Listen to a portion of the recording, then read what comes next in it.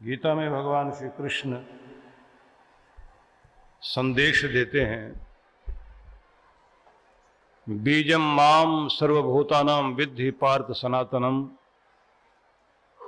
बुद्धि बुद्धिर्मताम अस्मि तेजस्विनाहम।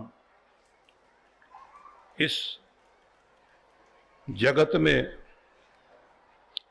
जितने भी जीव हैं उन सबके जन्म का कारण मैं ही हूं। बुद्धिमानों की बुद्धि और तेजस्वियों का तेज मुझसे ही है। समोहम सर्वभूतेषु न मे द्वेष्योस्ति न प्रियः ये भजन्ति तु मां भक्त्या मयि तेषु चाप्यहम। भगवान ये भी कहते हैं कि न मैं किसी से द्वेष करता हूं, मतलब कोई मेरे लिए पराया नहीं और कोई मेरे लिए सगा नहीं। मैं किसी के साथ पक्षपात नहीं करता हूं। सभी प्राणी मात्र के प्रति मैं समभाव में हूं, समान भाव में हूं।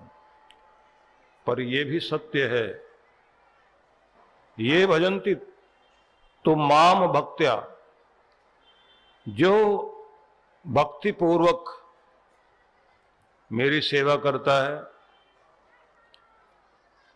समझ लेना जो मेरा हो गया तो मैं भी उसका हो गया। जो मुझे अपने अनंत प्रेम से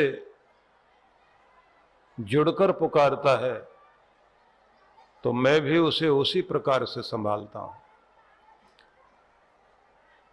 उपनिषदों में यह कहा गया है, एको देव सर्वभूतेषु गूढ़ सर्वव्यापी सर्वअंतर्यामी कर्माध्यक्ष सर्वभूताधिवास साक्षी चेता केवलो निर्गुणस्य।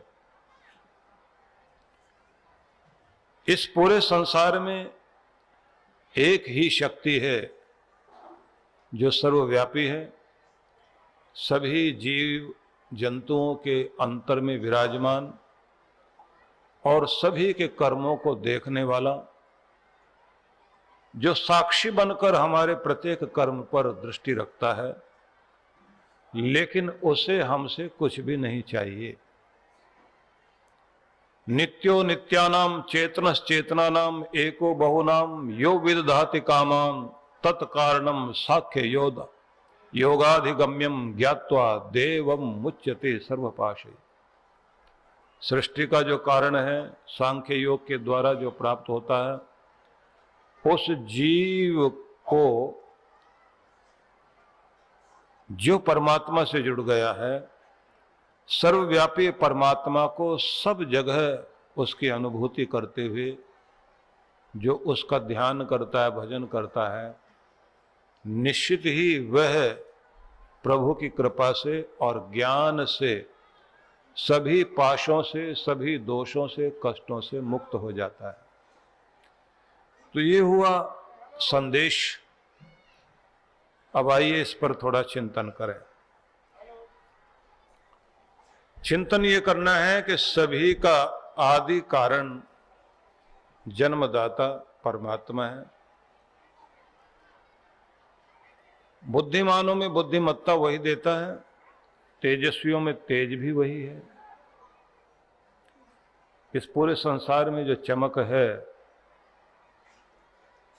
सूर्य में जो प्रकाश है, जिसके कारण है वो एक अद्भुत शक्ति है और वह इस दुनिया में अपने नियमों के द्वारा ही राज करता है।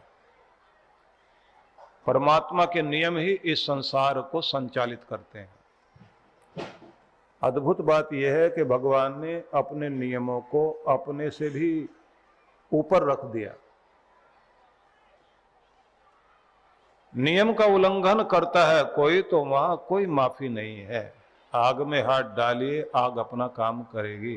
बिजली को आप छुएंगे, बिजली आप अपना काम करेगी।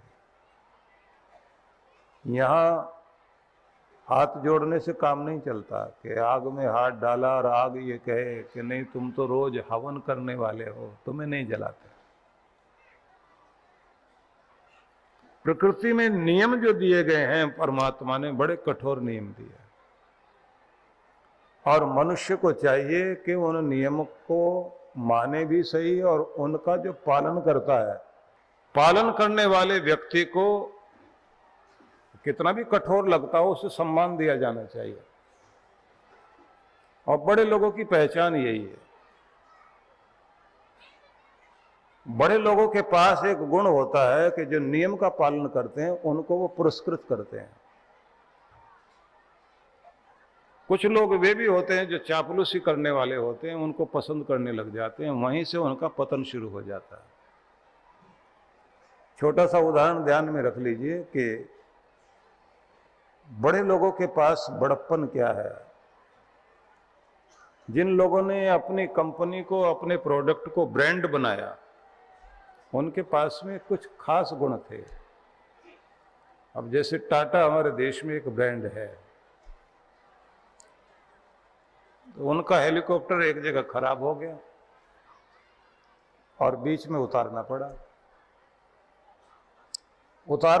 तो वहीं उनके साथ में सहयोगी लोगों ने ऑफिस में फोन किया कि यहां आसपास जितने भी हमारे डीलर, हमारा काम करने वाले लोग हैं, उनको सूचना दें कि 5-6 घंटे उनको यहां रुकना पड़ेगा। सभी लोग आसपास इकट्ठे हो गए। उसके बाद उन्होंने पूछा कि हमारा यहां नजदीक प्लांट कौन सा है, कोई फैक्ट्री यहां कोई नजदीक कौन सी है। तो पता लगा कि यहां से 1 घंटे के रास्ते पर है। वो वहां अपने काफिले के साथ पहुंच गए कि चलो आज इसका राउंड हो जाएगा। गेट पर जैसे ही पहुंचे तो जो गेट पर चौकीदार था, गार्ड था, उसने कहा पास दिखाइए। पास की बात करते ही साथ में जो ऑफिसर थे उन्होंने कहा कि कंपनी के मालिक आए हैं। बोले फिर कंपनी के मालिक के लिए तो पास ज्यादा आसान है, उनके पास तो होना ही चाहिए, अपना परिचय दिखाएं। अब सब गुस्सा करने लगे, तुम्हारी ये औकात, मालिक को रोकते हो। गार्ड ने कहा साहब मेरी जो ड्यूटी है वो यही है कि जो भी यहां अंदर आएगा पास दिखाए। इनके पास पास नहीं। बोले फिर गाड़ी में, बड़े लोगों के पास गाड़ी में भी पास लगाया गया है, एक स्टिकर लगाया गया है, वो आगे दिखा दें गाड़ी में लगा हुआ तो दरवाजा खुलवा देता हूं। उन्होंने कहा इस गाड़ी में तो वो भी नहीं लगा हुआ। बोले फिर अंदर नहीं जा सकते। सब गुस्सा करें और पांव पीटे और कहें तुम्हारी औकात, नौकरी गई तुम्हारी। रतन टाटा कार में बैठे हुए वहीं से तमाशा देख रहे हैं। सूचना गई अंदर, ऑफिसर अंदर वाले भागते हुए आए और गार्ड को डांट के दरवाजा खुलवाया। और उनमें से जो बड़ा था ऑफिसर, उसने कहा इशारे में कि अभी तो हम साहब को लेके जा रहे हैं, बाद में तुमसे भी निपटते हैं। उसने भी समझ लिया कि ड्यूटी पूरी कर रहे थे, लेकिन यहां लोग गलत हैं, ये लगता है कि अब नौकरी खत्म करके रहेंगे। बेचारे ने अपना सामान वामान बांधना शुरू कर लिया। घर में भी सूचना दे दी कि आज नौकरी खत्म है, हम तो नियम का पालन कर रहे थे। थोड़ी देर के बाद उस गार्ड के पास सूचना आई कि तुम्हें बुलाया जा रहा है। अब वो मन मन में सोच रहा है कि बुला रहे हैं तो बुला रहे हैं, पर लगता है सबके सामने बेइज्जत करेंगे। हॉल में बुलाया गया।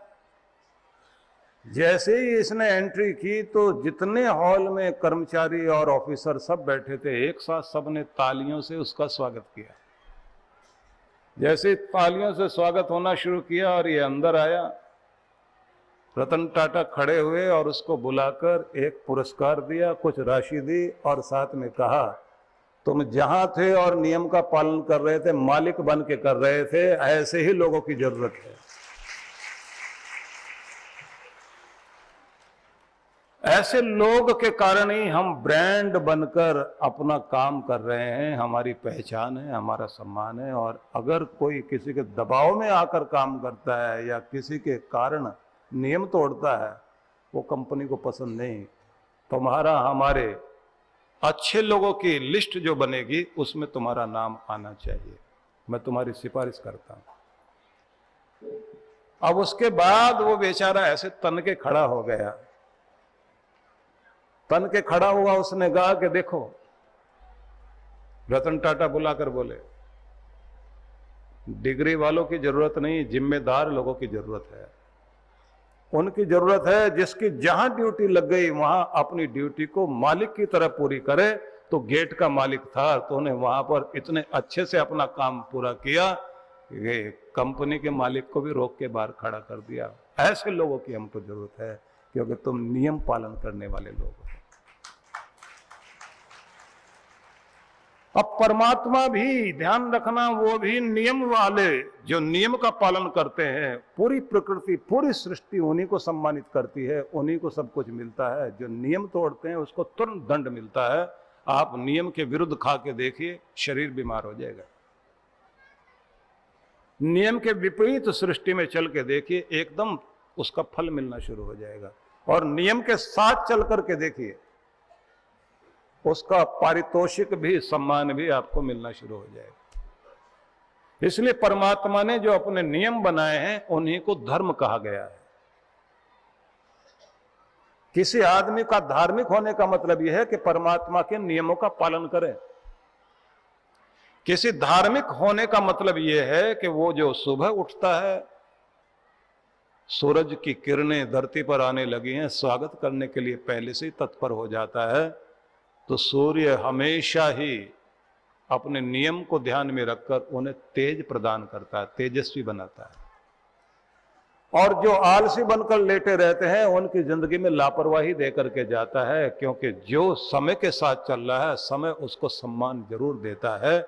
जो समय का पालन कर रहा है, अवसर उसके जीवन में आते जरूर है।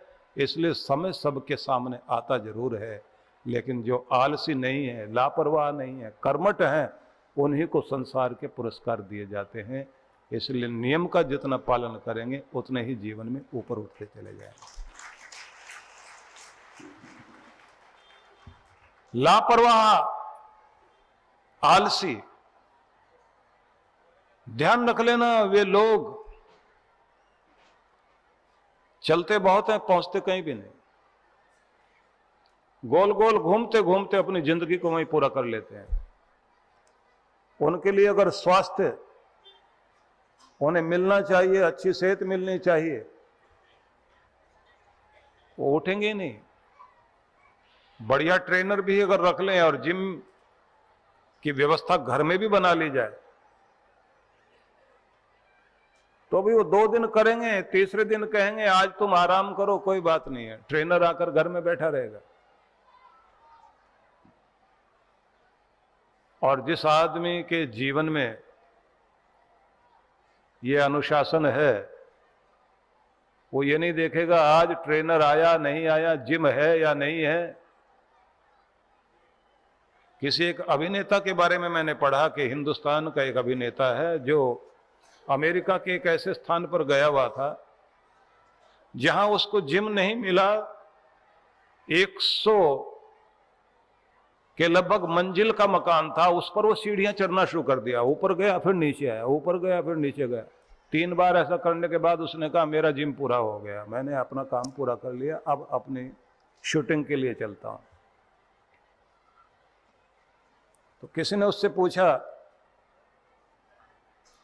कि तुम्हारी एक्सरसाइज का यही रोज का रूटीन है? बोले जहां जैसा मौका मिलता है अपने शरीर को तैयार रखता हूं, क्योंकि अगर मुझे आदर्श बनना है, किसी का आइडियल बनना है, तो सबसे पहले मुझे खुद का आइडियल बनना चाहिए कि मुझे अपने नियम का पालन हर दिन अपनाना चाहिए।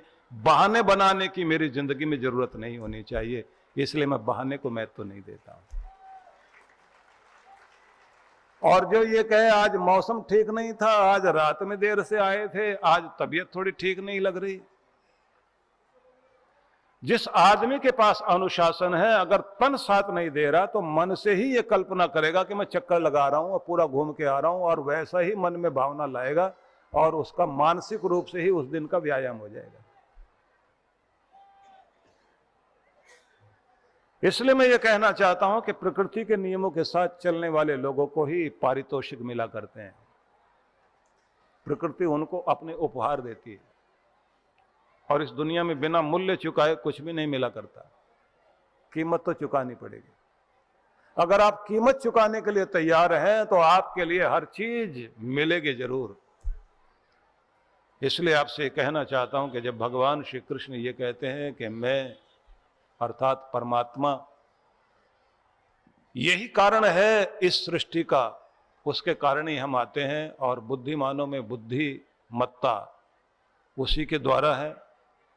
भगवान श्री कृष्ण ये भी कहते हैं कि तेजस्वियों में जो तेज है वो प्रभु के कारण है।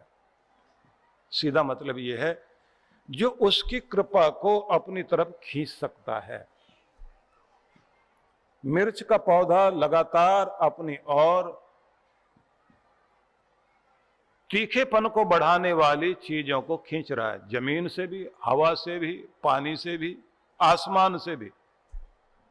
चारों तरफ से वो अपने तीखेपन को बनाए रखने के लिए एक ही तरफ ध्यान है उसका। मिर्च अपने आप में पूरी मिर्च बनना चाहती है, नींबू नींबू वाले रूप को, गन्ना अपनी मिठास को चारों तरफ से खींच रहा है, नीम अपनी कड़वाहट को खींच रहा है। प्रकृति अपनी तरफ से लगातार कुछ दे रही है। आपके अंदर जो कुछ है उसी को प्रकृति बढ़ाने में लगी हुई है। अगर आपके अंदर कड़वाहट है तो कड़वाहट को बढ़ा देगी, आलस्य है तो आलस्य को बढ़ा देगी, डर है आपके अंदर तो डर को बढ़ा दिया जाएगा, और अगर आपके अंदर प्रसन्नता का कारण है तो सारी प्रकृति मिलकर के उसी को बढ़ा देगी। अब आप ये सोचिए आप क्या बढ़ाना चाहते हैं, आपका ध्यान कहां है?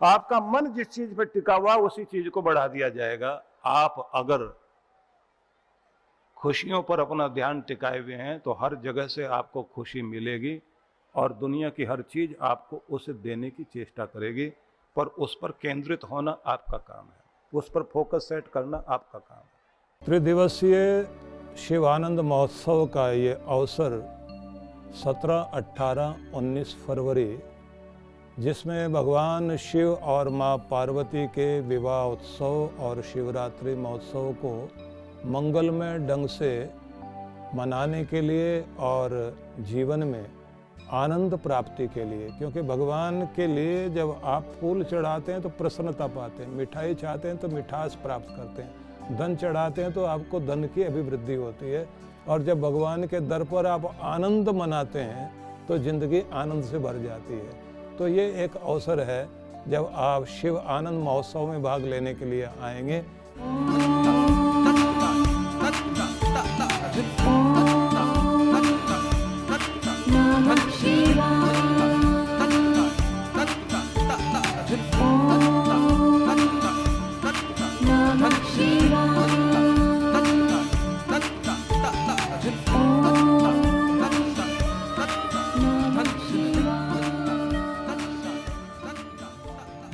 क्योंकि इस दिन आप सब प्रकार से अपने जीवन में सुख समृद्धि की कामना के लिए आपको एक अवसर दिया जाएगा। आप इस महोत्सव में भी भाग लेंगे, आपको पूजन करने का अवसर भी मिल रहा है, आपको ध्यान करने का अवसर मिल रहा है, जलाभिषेक करने का अवसर मिल रहा है और यज्ञ करने का भी अवसर मिल रहा है। तो 3 दिनों के कार्यक्रम अलग अलग होने वाले हैं और इसी में एक और भी कार्य होने वाला है जो और भी ज़्यादा महत्वपूर्ण है। आप लोग जानते हैं कि रावण ने तपस्या करके भगवान शिव से प्रार्थना की थी कि मुझे आप मेरी पूरी नगरी को सोने की बना दीजिए। तो कुबेर जी से भगवान ने कहा कि जाओ इनके कामना को पूर्ण करो। तो उस समय रावण जैसे राक्षस को भी सोने की लंका मिल गई, क्योंकि ओगड़दानी है शिव जी। तो कुबेर जी की स्थापना भी उस दिन होनी है, उनका भी पूजन करने का अवसर है, श्री यंत्र के पूजन का अवसर है, और माँ लक्ष्मी जी का मंदिर भी सामने उस दिन जो है उद्घाटित होगा, तो उसका भी पूजन आप लोग कर पाएंगे। लेकिन साथ साथ में ये कहा जाता है कि भगवान शिव अमरता भी देते हैं, तो अपनी संतान और अपनी वंश बेल को फलता फूलता हम देख सकें और दुनिया में नाम रह सके, तो उसके लिए एक व्यवस्था है धर्मकोश की। धर्मकोश में जब आप अपना नाम अंकित कराते हैं और गोल्डन बुक में आपका नाम आता है, स्वर्ण अक्षरों में लिखा जाता है, और भूमि के अंदर जो है आपकी नाम की एक प्लेट काल पात्र में, जिसको हम अमृत पात्र बोलते हैं, उसमें स्थापित कर दी जाए, हजारों सालों तक वो खराब नहीं होने वाले। वो भगवान शिव और पार्वती के दरबार में उपस्थित करने का कार्य है, जिसकी आप जानकारी अलग से पूछ सकते हैं यहाँ। तो ऐसा अवसर उस दिन मिल रहा है, और जो धर्मादा सेवा वाले लोग हैं उनको भी उस दिन श्री यंत्र पूजन करने का और कृपा पाने का अवसर मिलेगा। तो यह कार्यक्रम शिवरात्रि से अगले दिन होने वाला है, जो आप देखेंगे धर्मादा सेवा और धर्मकोश के पूजन वाला। लेकिन शिवरात्रि तक जो है वो बहुत बड़ा महोत्सव है, जिसको आप 17, 18, 19 3 दिनों में इस महोत्सव में भाग लेंगे। तो ऐसा समझ लीजिए कि इस बार का अवसर अद्भुत अवसर होने वाला है, और इसको मैं सिर्फ यही कह सकता हूँ कि अभी आप कल्पना कर रहे होंगे, असली रूप तो आप सामने आकर के देखेंगे। इसलिए आप आइए और इसका लाभ लीजिए।